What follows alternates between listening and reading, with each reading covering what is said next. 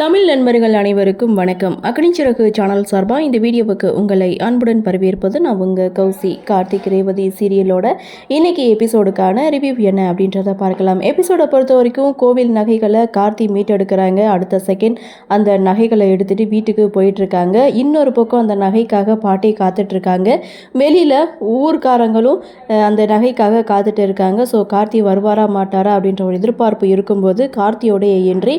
கார்த்தி வந்ததுமே நகையை யாருப்பா எடுத்தா, நகை எப்படிப்பா கிடைச்சது அப்படின்னு சொல்லி பாட்டி ஒரு பக்கம் கேட்கும்போது கார்த்தி அந்த இடத்துல குட்டி குட்டி ஃப்ளாஷ்பேக் சீனாக அந்த துரையும் விரும்பன் தான் நகையை திருடினது அப்படின்ற உண்மையை அந்த இடத்துல சொல்லி அந்த நகைகளை ஊர்க்காரங்க கிட்ட ஒப்படைக்கிறாங்க. ஸோ இதை பார்த்த ரேவதி கார்த்திக்கு நன்றி சொல்கிறாங்க. அதாவது எங்கள் குடும்பத்துக்கு எந்த பிரச்சனை வந்தாலும் நீ தான் முன்னாடி நின்று அதை சால்வ் பண்ணி வைக்கிற. ஸோ நான் தான் உன்னை புரிஞ்சுக்காமல் இருந்துட்டேன், என்னை மன்னிச்சுடுன்னு நன்றியும் சொல்கிறாங்க, மன்னிப்பும் கேட்குறாங்க. பழசை எதுக்காக பேசிக்கிட்டுன்னு கார்த்திக் ரேவதி ரெண்டு பேரும் கோவிலுக்கு கிளம்பிட்டாங்க.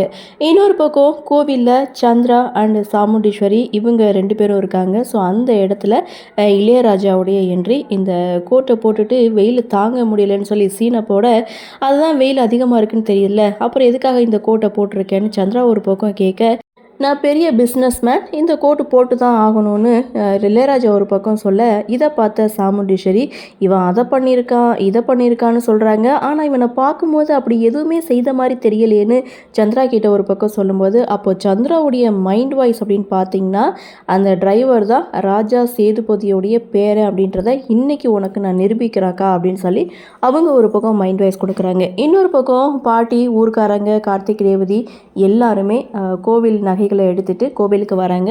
ஸோ அதை பூஜையும் செய்கிறாங்க. இன்னொரு பக்கம் சிவனாடி சந்திரா இவங்க ரெண்டு பேரும் அந்த ரவுடிங்களுக்கு கால் பண்ணி அபிராமியை சீக்கிரமாக கோவிலுக்கு கூட்டிகிட்டு வர சொல்கிறாங்க. அவங்க ஒரு பக்கம் ரொம்ப பரபரப்போட காரில் வந்துட்டு இருக்காங்க. ஸோ இதுக்கப்புறம் பார்த்திங்கன்னா நகைகளை வச்சு பூஜை பண்ணுறது, அதுக்கப்புறம் குளத்திலிருந்து தீர்த்தம் எடுத்துகிட்டு வர்றது, இது எல்லாமே அந்த சீன் ஒவ்வொரு சீனாக கொடுத்துருப்பாங்க. அப்படியே சீனை கட் பண்ணும்போது மைத்திலியோடைய என்ட்ரி. ரேவதி மைதிலியை பார்க்குறாங்க. வாங்க வாங்கன்னு சொல்லி வரவேற்கிறாங்க. அந்த இடத்துல உடைய ஹஸ்பண்டை நேற்று நான் பார்க்காம போயிட்டேன், இன்றைக்காவது உன் ஹஸ்பண்டை எனக்கு இன்ட்ரடியூஸ் பண்ணி வைப்பியான்னு சொல்லி மைதிலி ஒரு பக்கம் கேட்க, அதுக்கு என்ன இன்றைக்கி நானே இன்ட்ரடியூஸ் பண்ணி வைக்கிறேன் அப்படின்னு சொல்லிட்டு கார்த்தி அங்கே ஒரு பக்கம் பேசிகிட்டு இருக்காரு.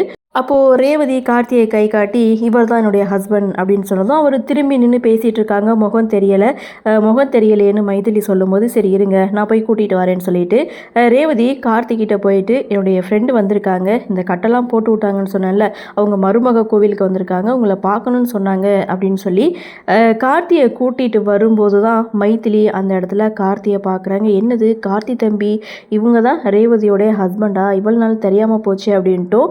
ஸோ அந்த இடத்துல ரேவதி அவருடைய ஹஸ்பண்டை பற்றி சொல்லும்போது, என்னடா நம்ம கார்த்தி தம்பியை பற்றி சொல்கிற மாதிரி இருக்கேன்னு தோணுச்சு, ஆனால் அவங்க வீட்டு டிரைவர்னு சொல்கிறாங்க, ஒன்றுமே புரியல. சரி இந்த விஷயத்தை பற்றி நம்ம அத்தைக்கிட்ட சொல்லிடலாம், அதுக்கப்புறம் நம்ம முடிவு பண்ணிக்கலாம், இப்போ இங்கே இருந்தோம்னா சங்கட்டமாக போயிடும் அப்படின்னு சொல்லிட்டு மைதிலி ரேவதியுடைய கண்ணில் படாமல் அங்கேருந்து கிளம்புறாங்க.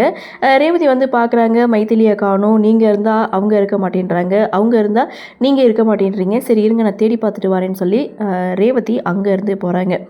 இன்னொரு பக்கம் அப்படின்னு பார்க்கும்போது வண்டி ஓட்டுனத்தில் ரொம்ப டயர்டாக இருக்கிறதுனால ஒரு இடத்துல காரை நிறுத்திட்டு அங்கே இருக்க ரவுடிங்க எல்லாரும் முகத்தை கழுவிட்டு இருக்காங்க. அந்த சமயம் கேனில் உள்ள தண்ணி பார்த்திங்கன்னா அபிராமியோடைய முகத்தில் போய் விழுந்ததும் அவங்களுக்கு மயக்கம் தெளியுது. ஸோ அந்த இடத்துல இந்த அம்மா யார் அப்படின்னு சொல்லி கேட்கும்போது, ராஜா சேதுபதியோட பேருன்னு இந்த அம்மாவை வச்சு தான் நிரூபிக்கணுமா, அதனால தான் இந்த அம்மாவை பத்திரமா அங்கே கோவிலுக்கு கூட்டிகிட்டு வர சொல்லியிருக்காங்கன்னு எல்லாரும் பேசிகிட்டு இருக்கும்போது அதை அபிராமி கேட்டு, இந்த ரெண்டு குடும்பமும் ஒன்று சேர்றதுக்காக தான் கார்த்தி இவ்வளோ பாடுபட்டான். ஸோ தன்னால் எந்த ஒரு பிரச்சனையும் வந்துடக்கூடாது அப்படின்னு சொல்லிட்டு அவங்களுக்கு தெரியாமலே காரை விட்டு கீழே இறங்கி ஓட ஆரம்பிக்கிறாங்க. அபிராமி தப்பிக்கிறத அந்த ரவுடிகளும் பார்த்துட்டு அபிராமியை ஒரு பக்கம் ஃபாலோ பண்ணுறாங்க. ஸோ அபிராமி வேகமாக ஒரு கோவில்கிட்ட போய் மறைஞ்சிக்கிறாங்க. அந்த விஷயத்தை எப்படியும் நம்ம சொல்லித்தான் ஆகணும் அப்படின்னு சொல்லிட்டு சிவனாண்டிக்கு கால் பண்ணி சொல்ல, சிவனாண்டி உடனே சந்திராவை கூப்பிட்டு விஷயத்த சொன்னதும் சந்திரா பயங்கரமாக கோவப்படுறாங்க. இவங்க ரெண்டு பேரும் பேசிகிட்டு இருக்கிறத மயில் வாகனம் பார்க்குறாரு, கேட்குறாரு. சகலையோட அம்மாவே கடத்திட்டீங்களா அப்படின்னு சொல்லிட்டு இந்த விஷயத்த உடனே மயில் வாகனம் கார்த்திகிட்டே போய் சொல்ல, கார்த்தி செம்ம ஷாக் ஆகுறாங்க. இதோட எபிசோடையும் முடிக்கிறாங்க. ஆக மொத்தம் இன்னைக்கு எபிசோடு அப்படின்றது ரவுடிகள்கிட்ட இருந்து அபிராமி தப்பிச்சிட்டாங்க. இன்னொரு பக்கம் ரேவதியுடைய ஹஸ்பண்ட் தான் கார்த்தி அப்படின்ற உண்மை மைதிலிக்கு தெரிஞ்சிடுச்சு. இதுதான் இன்றைக்கி எபிசோடுக்கான ஹைலைட். சரி என்ன நடக்குது, என்ன மாதிரியான சுவாரஸ்யத்தோடு கதைக்குள்ள நகர்வை கொண்டு வராங்க அப்படின்றத நாமளும் பொறுத்திருந்து பார்க்கலாம்.